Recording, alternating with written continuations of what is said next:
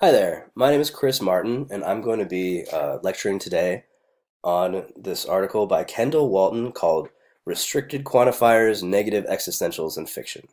Now, I'm dealing with a bit of a cold today, so please forgive my voice. This article talks about fictional characters and really confronts a pretty central question, I think, of fiction. That is, do fictional characters exist?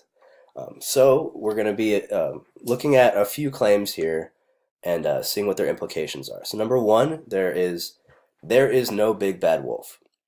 Number two is there is no Santa Claus. So these kind of things, we normally think of as being pretty true. Parents telling children all the time, "Oh yeah, no, there's no such thing as Santa. There's no such thing as the big bad wolf, as some monster under your bed, the tooth fairy. The list goes on and on." But we have to ask that question: are we really speaking the truth when we say that? Do these characters exist? Do they exist in some way? And the other two claims that we're going to be analyzing here look to be about the same thing, but they actually have slightly different implications. So we have three, the big bad wolf doesn't exist, and four, Santa Claus doesn't exist. So, right, these kind of have similar meanings, but are phrased in different ways. One talks about, is, and the other uses the term existence.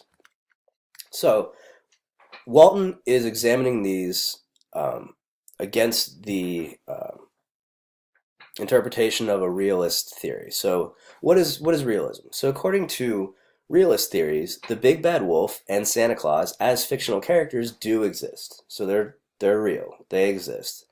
Now, how do you justify this, right? Because it seems kind of a common sense truth that, right, Santa Claus just doesn't exist, right? We would have known by now. Well, they appeal to what is called context-dependent domain restrictions on quantifiers.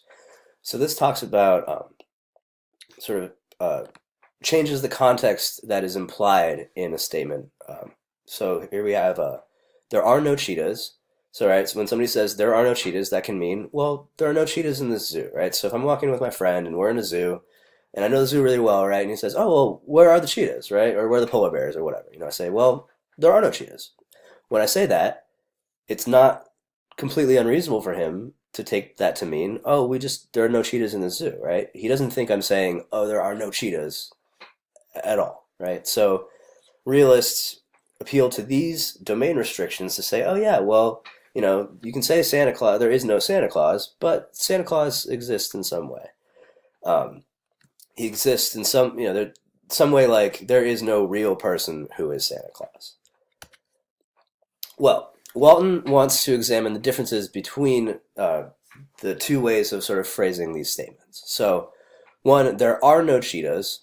Walton argues that these kind of statements are completely compatible with domain restrictions, right? Just as we saw earlier. There are no cheetahs can mean there are no cheetahs here, there, wherever.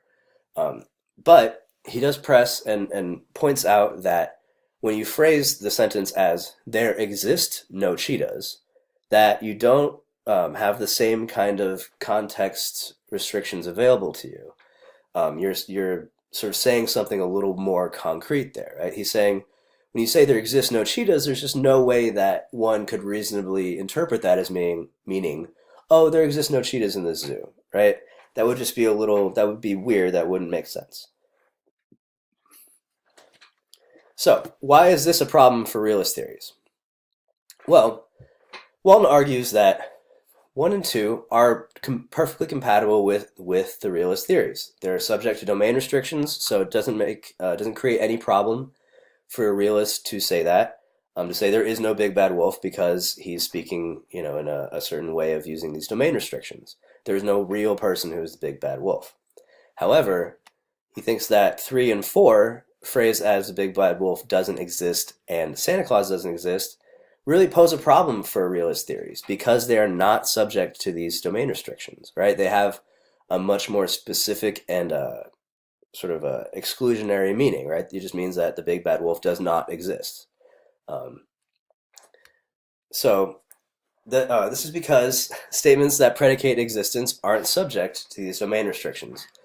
Um, basically, basically, the realists sort of assume that because one and two are compatible with their theories, that therefore 3 and 4 are as well. And Walton argues that this just is not true because a statement such as the big bad wolf doesn't exist, Santa Claus doesn't exist, are not subject to domain restrictions on the context of their meaning.